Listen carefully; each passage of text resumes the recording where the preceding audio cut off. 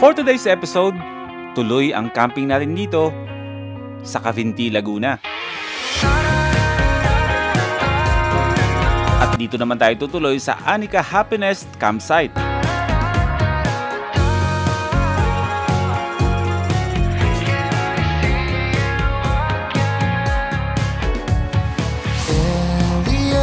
At magiging espesyal ang pagka-camping natin ngayon dahil dinayo tayo ng ating kaibigan na si Katipay o mas kilala sa totoong pangalang Roy. Tikmi na ang bulalo ng Bulalord. Lord of Bulalo. Katipay, naging ninong Roy. Ngayon, Bulalord naman.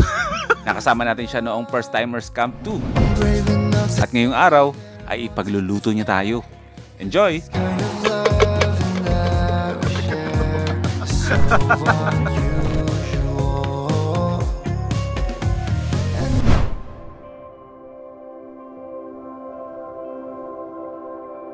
And welcome back to another van life and camping episode. Nasa Cavinti pa rin tayo. Dito yan sa Laguna. Good morning, good morning. Napakasarap na tulog namin.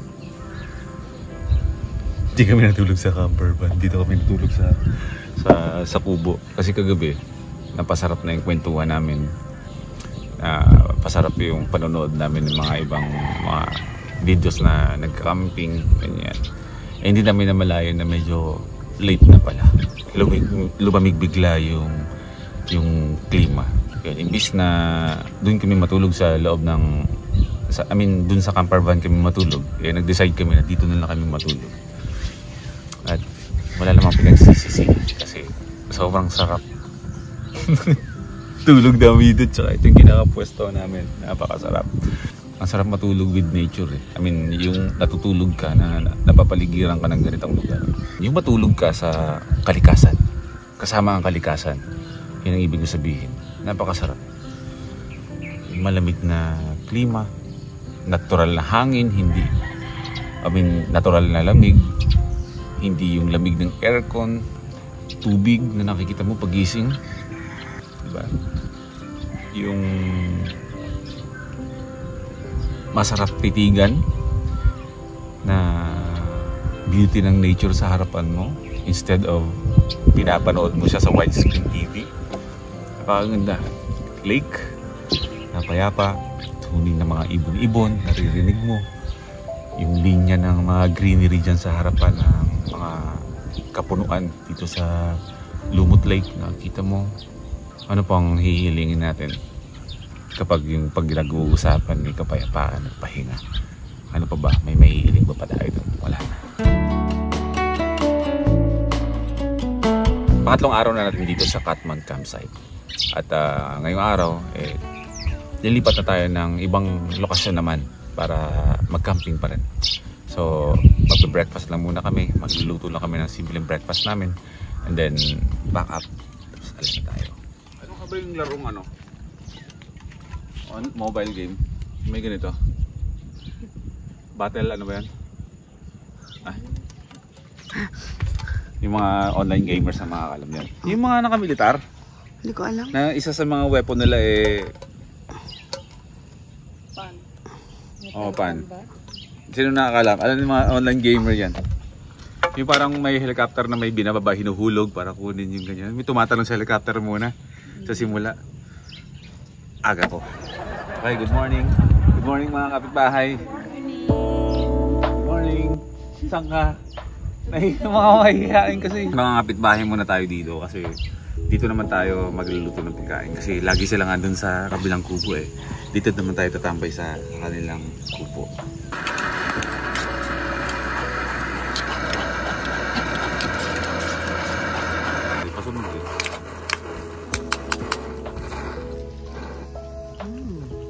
Management Unit ang ilang quick reaction forces upang mapanatili ang kapayapaan sa bansa. Ang high-tech ang bansa hindi na payapa. Magsipag na lang tayo para magkaroon tayo ng maayos na buhay. Kung hindi man maganda ang nangyayari sa paligid natin, at least tayo maayos tayo.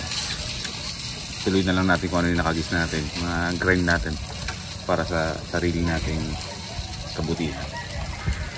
Kumbaga, sabi nga nila, huwag na lang natin iasa sa lahat kung anong dapat na meron tayo. Diba? Tama ba? Tama! Yun, diba? Come here, Bella! Come here! Come here, Bella! Come here! Oh. Bella!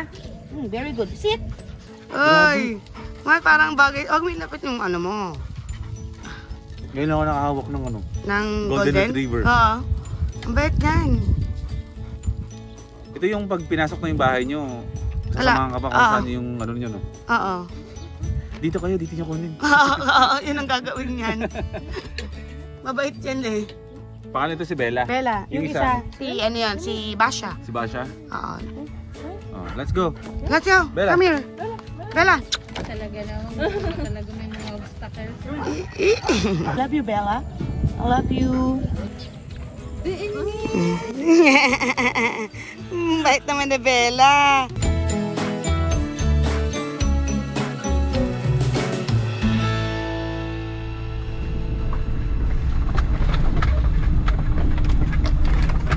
Pagkatapos mag-agahan, lumabas muna ako para bumili ng ibang mga kailangan.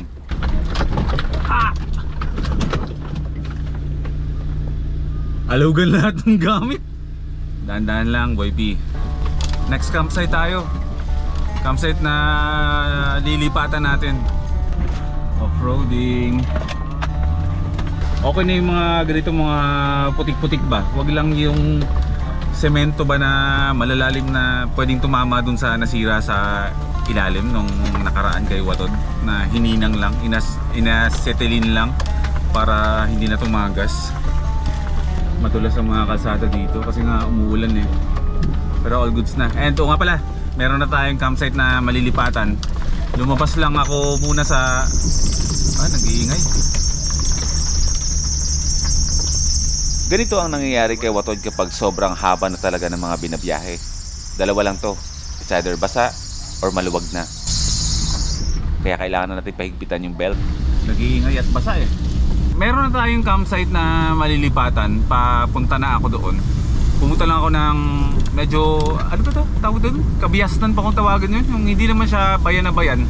Pero may mga mabibili kang mga pagkain ba, like tinapay at kung ano-ano, masukal, mga ganyan. Yan yung mga binili ko lang muna saglit. Pero galing na ako sa campsite. Si Prisha nandun na kasama ang ating dalawang kaibigan na paru-parong gala. Tapos mamaya, meron pa tayong isang kaibigan na dadating din from Lucena City na nakasama din natin dun sa first timers camp, si Katipay. At tulad nga ng madalas na mangyayari sa akin, Ay, nako, palpak yung alis natin. Palpak yung labas ko. Nako, palpak yung labas ko. Yung pambili ko, nakalimutan ko dun sa isang bag. Wala akong dalang pera. Wait lang. Balik tayo dun sa campsite.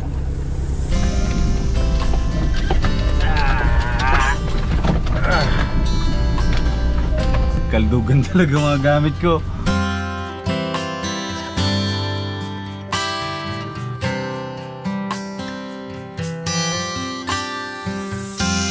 at ang pangalan ng next campsite natin ay ang Anika Happiness Campsite na matatagpuan pa rin dito sa Cavinti, Laguna.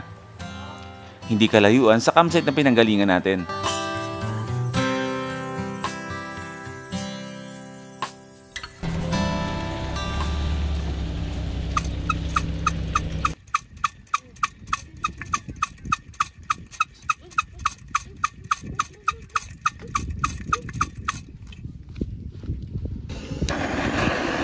Sa mga hindi pa nakaka-experience ng camping, umiikot lang ang mundo ng camping sa tatlo. Ang magluto, bonding, at enjoyin ang katahimikan at ganda ng lugar. Ang laki kasi talaga ng naitutulong ng payapang kapaligiran para magkaroon ka ng payapang kaisipan.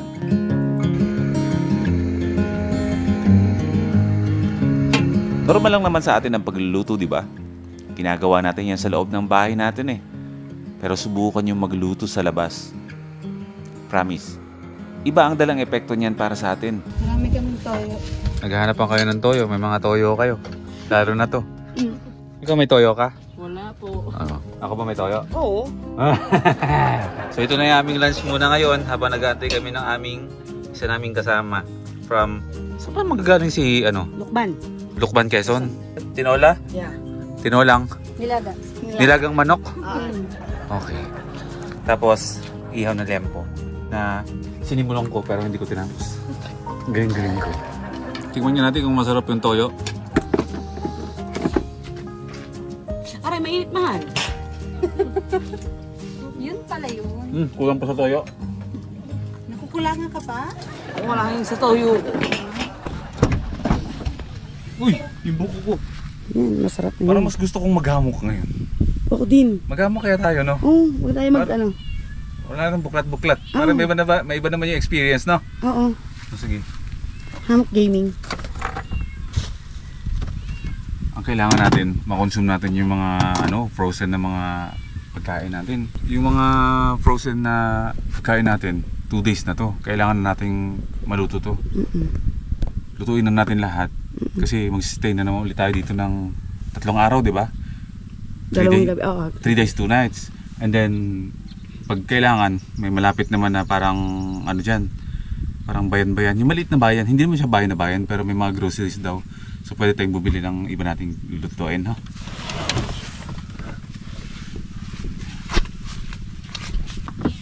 Okay, let's go.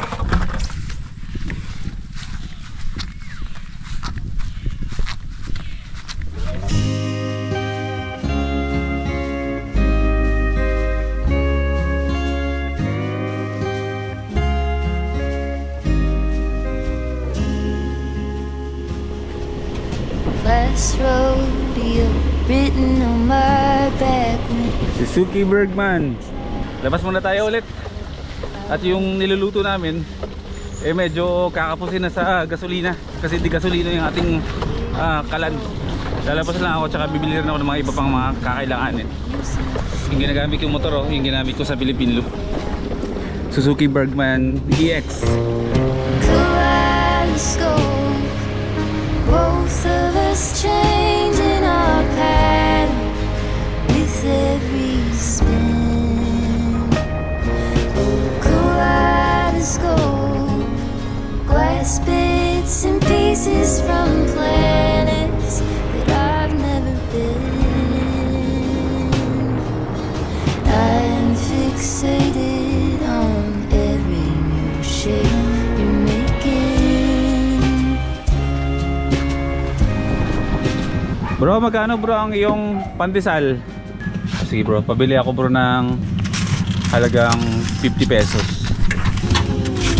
Turn grass rain, here maintenance, please. Ito na po. Isuot ko na po kasi sira po yung aking kanila. Ito po nabigtas. Ito po. Pabili na ako ng 1 litro po, Eli. Isalin ko lang po dito. Magaling ka. Malaki ka na, kaya mo na yan. Ayan. Kung akala ko, yung Lumot Lake ay kadugtong siya ng lake dun sa Kaliraya. Hindi pala. Magkaiba pala sila. Pero pareho silang man-made lake kung tawagin. Kumbaga gawa siya ng tao. Kapanahunan pa yata ng mga dating presidente pa. Na ang purpose daw talaga kung bakit ginawa itong mga lake na to is yata daw dati gagawin yatang dam pero parang hindi natuloy. Naging lake na lang ngayon siya. Which is maganda rin naman yung kinalabasan. Dagdag ganda din sa Laguna na mayroong ganitong mga lakes dito. Tsaka hindi lang lake, may mga isda daw dyan na nahuli. Tara, tuloy na tayo. Balik na tayo sa campsite kasi ongoing yung pagluluto namin eh. Kaleidoscope, glass bits and pieces from play. Pagkatapos magluto at habang inaantay namin ang aming isang kasama, in-experience muna namin yung balsa na libre lang sa lahat ng mga campers dito. Decidido ka na maligo? Yes! Okay. Nakasa ng loob! Woo! Itong tali daw na to, hanggang dun yan. Hanggang dun daw sa kabila. Ang lamig! 3, 2, 1 Ako ang hindi nyo mapapadalon dyan.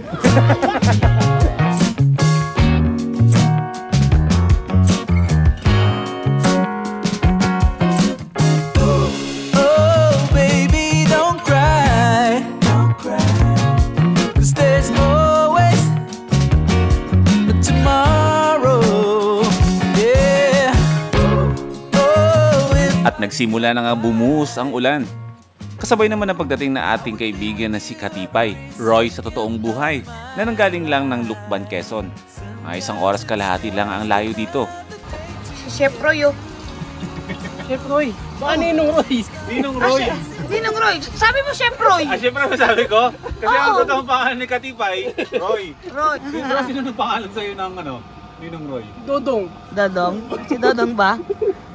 Mukhang hulaan ko. Nung buong magkakasama kayo, ikaw ang tagaluto ng mga pagkain nyo. Kaming dalawa ni Manny. Namimiss na ako na ni Manny. Ang kaibigan natin si Katipay ay merong restaurant sa Lucena at Lukban. Ang pangalan ay Patakim. Sa mga dadaan ng Lukban o Lucena, pwede tayong mag-stop over doon para kumain. Napakadaming choices na mga pagkain na pwede na rin orderin. Bro, dumating ka lang. Bumalik na ulit sa dating klima yung Sabi nga, pag yung mga lukbanin, pumunta sa isang lugar na mainit, umuulan. Totoo yun? Dala daw namin yung ulan. susunod. Sabi. Pero kasi kanina may nabanggit ka sa akin na normal sa Lukban o bandang Lucena ang weather na ganito. Normal sa Quezon, lalo na yung mga palibot ng Mount Banahaw na laging umulan. Lalo na sa Lukban. So parang ang summer dun parang 2 araw lang. Tapos ulan na ulit. Sana all. Kasi nga di malapit nga daw sila sa mountain, sa Mount diba? Banahaw. Mount Banahaw. At dahil nga nasa larangan siya ng pagkain, pagluluto daw niya tayo ng bulalo. Bro, ikaw lang ang kilala ko na nagdadala ng ganyang klaseng lutuan. Yung pang restaurant ba? At dahil marami naman kami, sharing na lang kung ano yung pwede namin maitulong sa kanyang pagluluto. Ay, McCormick yung mga yun. Ano nakita mo ano? Oo, McCormick yung mga yun.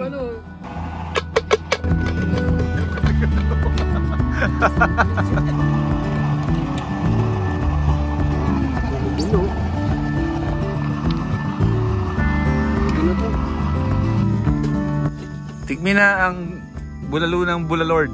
Lord of Bulalo. Katipay, yung naging Ninong Roy. Ngayon, Bulalord naman. Ano Katipay ba? Katipay, parang kalog. Parang masayahin. Ano yun, salitain kasi sa Lukban yan na parang tipay ka.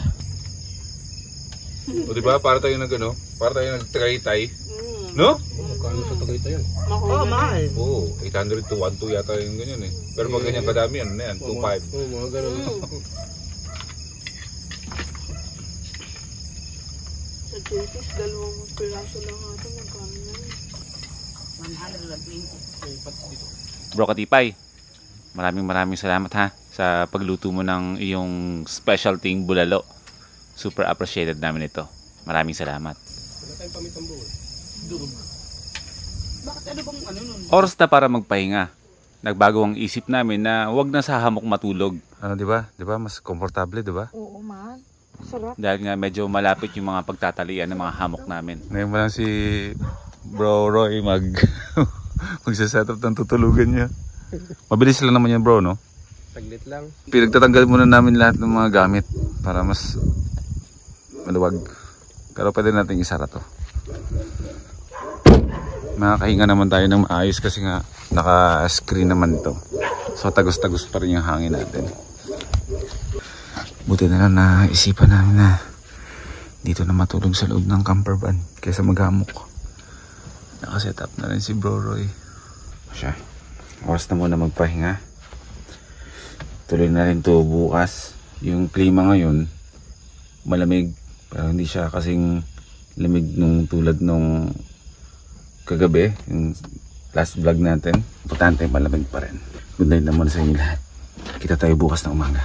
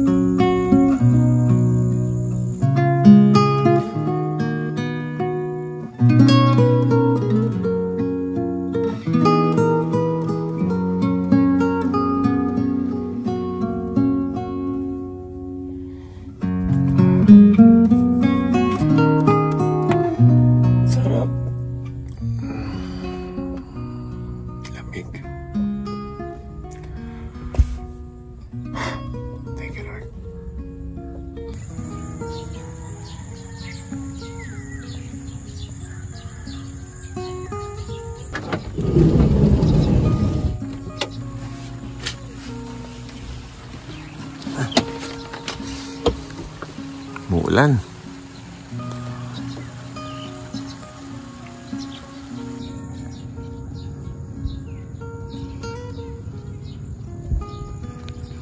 Hindi ako pinatulog ng pusang yan. Napakakulit. Pumapasok dun sa loob ng van. Pasok siya dun sa loob. Good morning sa inyong dalawa. Morning po. Musta tulog? Sarap. Ang lamig. Sobrang lamig. Hindi mo kami pinatulog ng maayos. Makulit siya, no? Oh, makulit ka daw. Evicted yung pusa. Ang kulit kasi talaga. Good morning, bro. Morning. Alam mo ano nangyari? Kagabi, di ba natulog na tayo? Parang alas 3 ng madaling araw, bumaba ako. Parang mga 3:30, may gumaganon sa tent ko. Seryoso? Tapos naalala ko yung mga pinag-uusapan natin kagabi. Pag ganon ko, yung pusa. Yung pusa? Nandun sa yung mismong bukasan ng tent ko, yung hagdan na aganon. Oh, bira, no? Bakit yung liit na pusa na yun? Ito, bro, isipin mo, kahit anong sara ko dun sa van, nagtataka ako, nakakapasok siya dun. Tapos nagulat kami, may amoy na parang kakaiba, sabi ko. Yung pala, nagulat si Prisha. Sabi niya, bakit nandito yung pusa? Yung pusa natutulog sa gitna namin dalawa. Hindi, may space kayong gano'n eh. Yun nga, yung pinto na gano'n. Feeling ko nga rin sa ilalim dun, na ipapasok niya yung katawan niya. Kaya nga, ginawa ko, sinarado ko talaga lahat. Yung screen, yung lona, talagang sinarado ko. Alam niyo, magti 24 hours na kami kinukulit ng pusa. Test of patience na, malapit na mag 24 hours. Mabait naman yung pusa, kaso nga lang, baka kasi mamaya biglang Mangalmot ba? mangalmot eh, kung ano mangyari pa. Yung ngiting yung ngiting nakatulog na maayos, oh. Hindi mo tulog eh.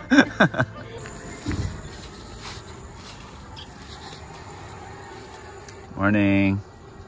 Good morning. Kape ko nga ako. Ha? Kape? Sige. Sana iba. Sige. Meron kape doon. Tara. Magluto tayo breakfast. Brunch, ganun. Ha? Kung ano mga tira namin pagkain kagabi, ininit na lang namin. Pangalawang init. Pangat na yan pag pangatlo. Pangalog. Pangalog. Pangalog. Bakit? Bakit? Itlog. Pangalawang init. Pangalog. Boy peace. Pangalog.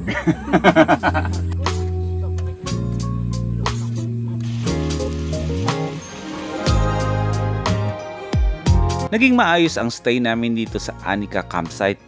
Hindi lang kami ang naging komportable dito, kundi kayo din kapag kayo ay bumisita dito. Hindi lang naman car camping ang pwede dito. 4 wheels o 2 wheels pwede dito. Kung hindi naman kayo magka-camping, meron din naman mga kubo dito na pwedeng tuluyan. Off-roading palabas. Okay mga first timers, hanggang dito na lang yung ating episode ngayon. Maraming salamat sa pagsama sa amin dito sa loob ng ilang araw na nagstay tayo dito sa Cavinti. Mukha lang 2 araw o 3 araw kami dito, pero nasa 5 days na tayo nandito, no? Marami pa kayong aabangan kasi sa mga susunod na araw ay pagkatapos natin dito sa Laguna, may upload pa ako kasi ako ibabalik ng Bulacan. Si Prisha ay dito muna siya sa Laguna.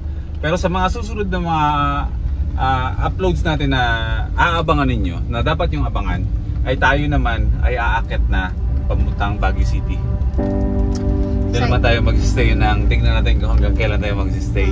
Para man maiba naman yung ambience ng ano natin. Kasi kung tutusin, ang lapit natin sa Baguio eh. Diba? Pag sa Nueva Vizcaya tayo, pero never pa nating inakyat si Waton sa Baguio. Yes. At mag-van life doon. So yun yung mga dapat yung abangan. Sinasabi ko na agad ngayon kasi masarap doon, mga first timers. So hanggang dito na lang. Maraming salamat sa panonood. Life is good dito sa Cavinti, Laguna. Magkita-kita ulit tayo sa susunod na episode. Bye-bye! The world